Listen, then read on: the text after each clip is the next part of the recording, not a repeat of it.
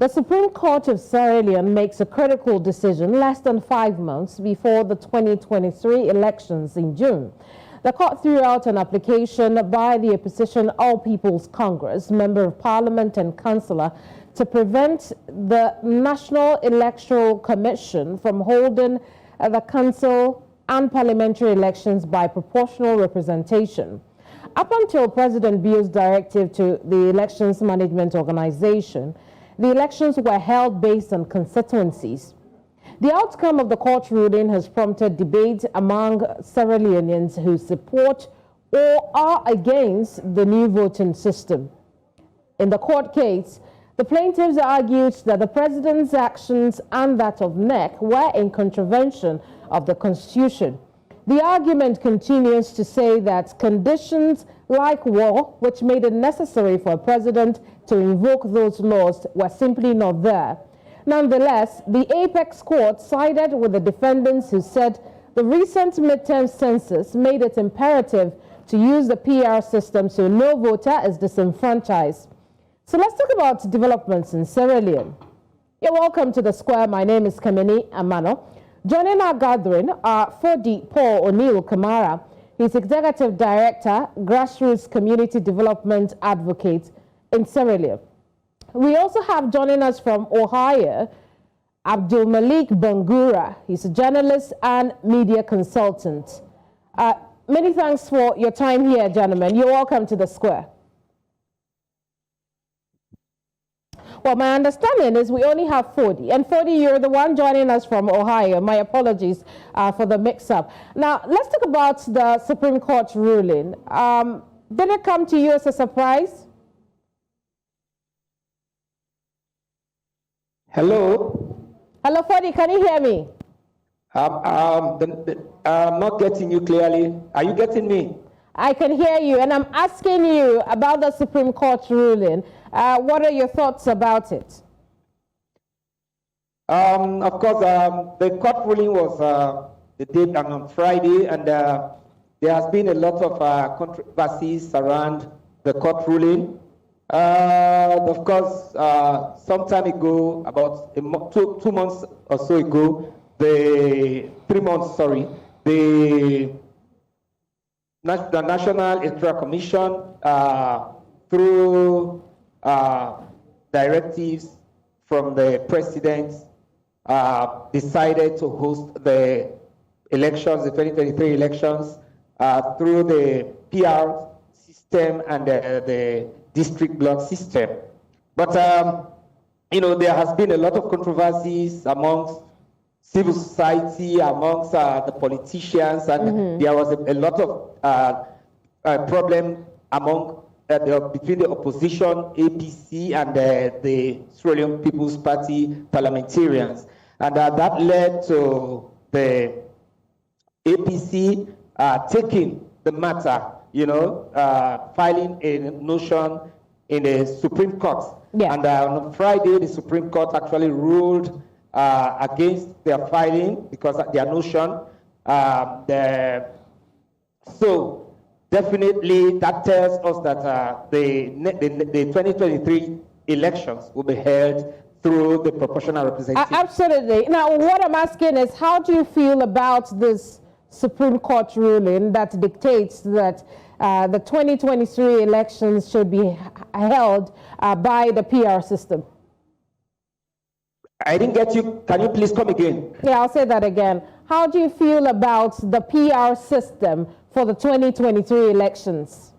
For me, when you look at the Constitution, it gives the president the mandate to, through the advice of the National Electoral Commissioner, to decide which system to use.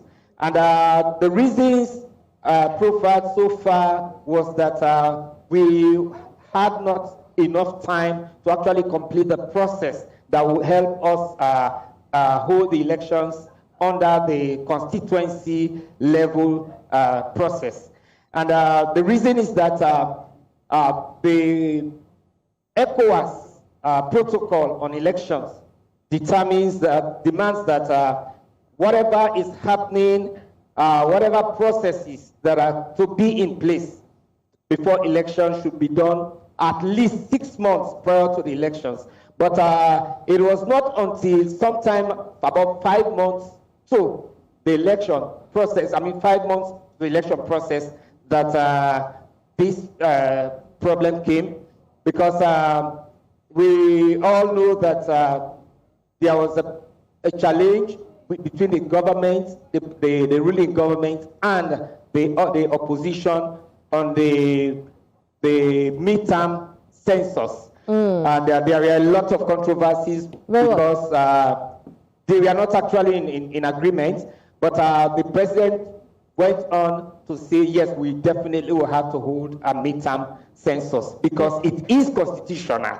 So because they held a midterm census, there were a lot of, there seemed to have been an increase in the population. And because there is an increase in the population, definitely they needed, the Electoral Commission needed to conduct a boundary delimitation to add more constituencies and more wards. But there was not enough time.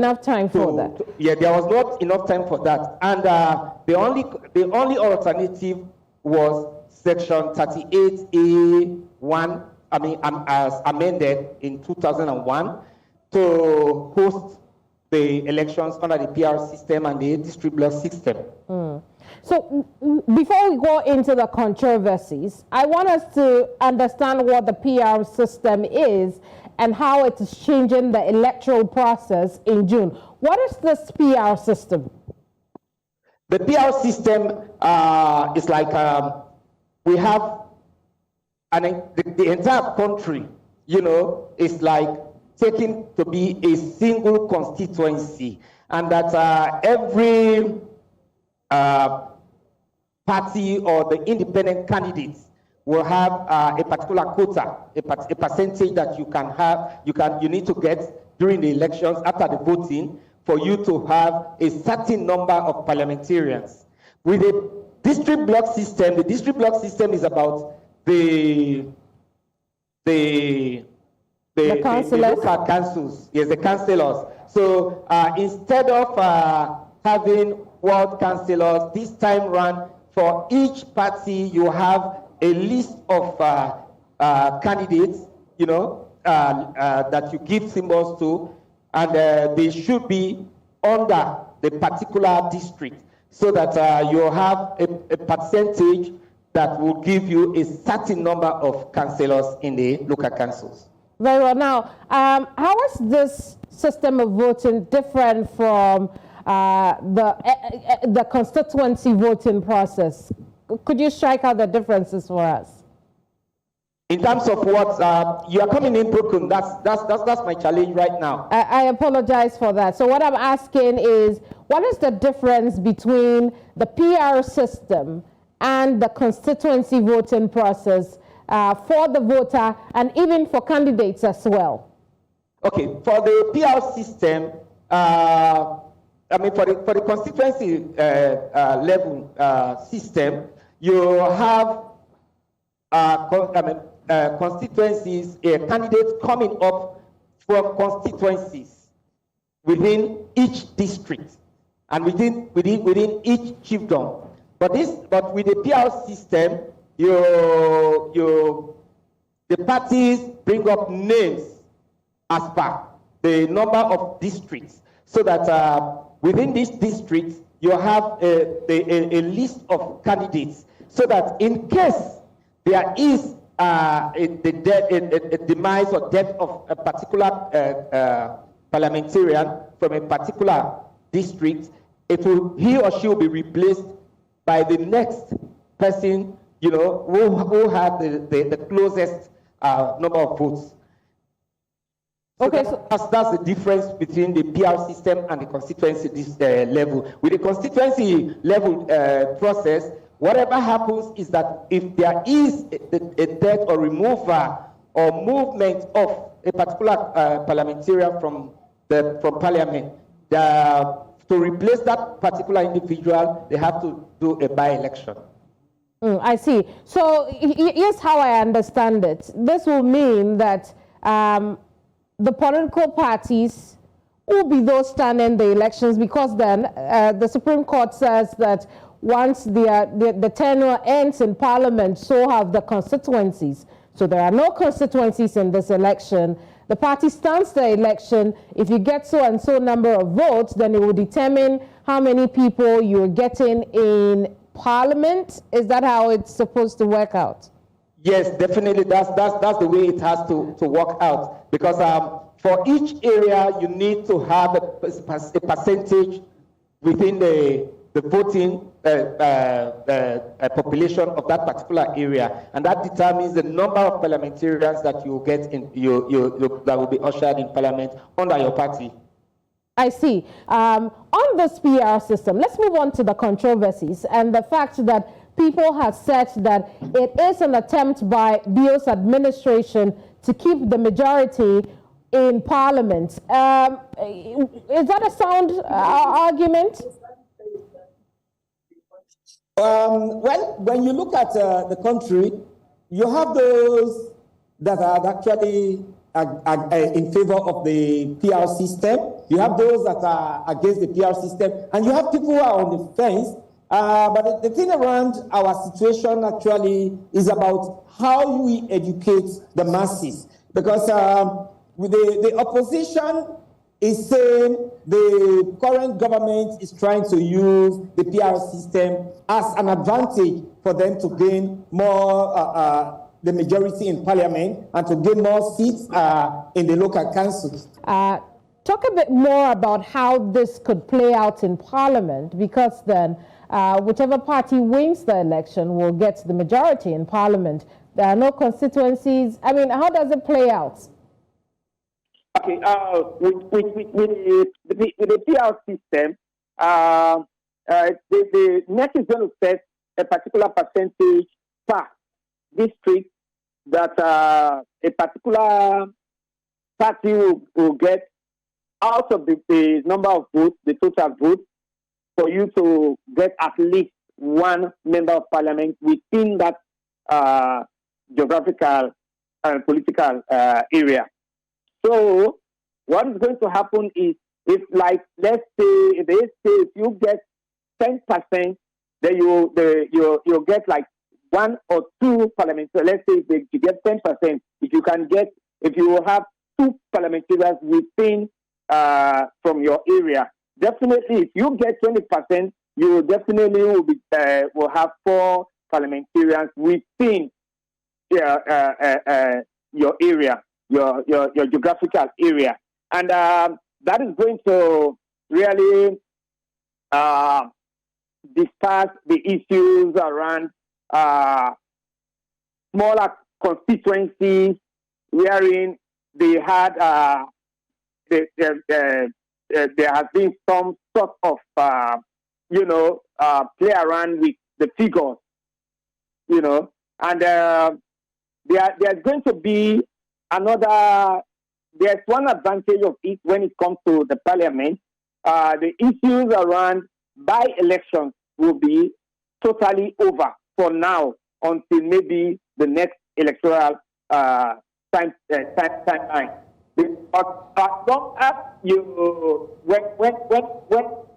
somebody, like a particular parliamentarian dies, or a particular parliamentarian moves off the particular parliament at that moment, what happens is the individual who got the second highest vote, so that individual will replace the parliamentarian that has died or that has been moved from Parliament. Okay, so my next question to you is, how does this affect people who would like to go independent? Can they still take part in the parliamentary elections? Yes, definitely they are going to take part in the parliamentary elections, because about a month or so ago, the Deputy Attorney General Minister of Justice laid in Parliament some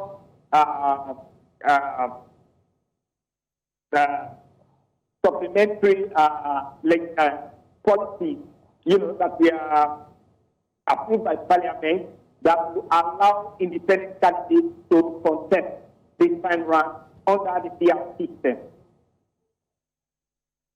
But they do not have a political party that is standing, I mean, in the event that they do not have a presidential candidate, then the chances of becoming an independent, well, it's a bit confusing, if you get what I'm saying, because then they cannot be represented at the presidential elections as a political party. How then do they get the proportion in parliament?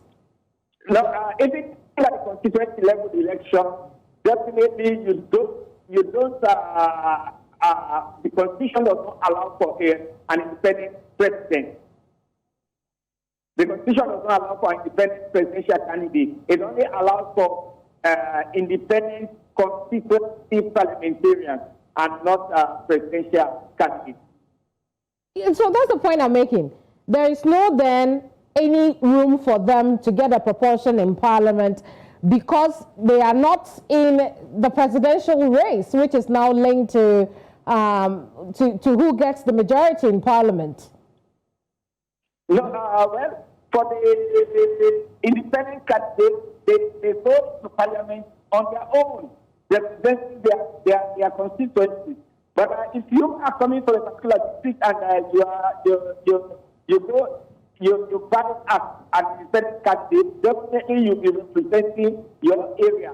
And if you get, if like, it's said that if like, let's decide that like, for every 10% vote that you get out of the total number of votes, you will have one or two independent candidates. If there are two independent candidates or three independent candidates, those who get the two most high votes will be ushered in as parliamentarians. Well, I just want us to tackle one last controversy that has come out of this. The opposition APC insists that this is an attempt by the BO administration to make sure that they get the majority in parliament. Based on the explanation you have given us so far, do you think there is any incumbent advantage over here? For me, it all depends on how you play your card when it comes to the PR system. I'm not a politician, I'm a civil society advocate, so I'm speaking from a neutral point of view. What our constitution asks for, as long as it is constitutional, the dictate of the president, for me in this case, is constitutional. So therefore, I don't see it as a flaw for them to get any advantage over the opposition. Very well, we'll leave it here for now. Thank you so much for your time and patience.